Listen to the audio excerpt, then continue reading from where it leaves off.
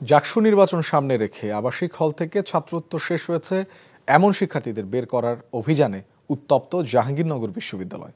ছাত্রত্ব শেষ হওয়া শিক্ষার্থীরা হল ছাড়তে অস্বীকৃতি জানালে বিশ্ববিদ্যালয় ও হল প্রশাসনের সাথে শিক্ষার্থীদের মধ্যে বাকবিতণ্ডার সৃষ্টি হয়। বিশ্ববিদ্যালয়ের প্রক্টর ও আফম কামাল উদ্দিন হলের প্রাধ্যক্ষ অধ্যাপক AKM রাশেদুল আলম বলেন, হলে ছাত্রজীবন শেষ এমন শিক্ষার্থীদের রেখে সুষ্ঠু নির্বাচন সম্ভব না, তাই অভিযান পরিচালনা করা হচ্ছে। তিনি বলেন, এসব নিয়ে অভিযান পরিচালনার সময় প্রশাসনের সাথে শিক্ষার্থীদের সামান্য ভুল বোঝাবুঝি হয়।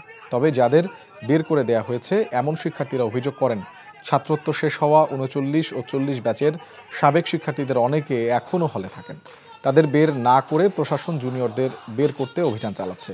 এর আগে জাকসু নির্বাচনকে সামনে রেখে 16 আগস্টের মধ্যেই আবাসিক হলের ছাত্রত্ব শেষ হওয়া শিক্ষার্থীদের হল ত্যাগের নির্দেশ দেয় বিশ্ববিদ্যালয় প্রশাসন। বান্ডেল থাকলে প্রতি সেনমানিতে টাকা বাঁচবে। বিকাশ সেনমানি বান্ডেল কিনে জিতুন প্রতি লেনদেনে।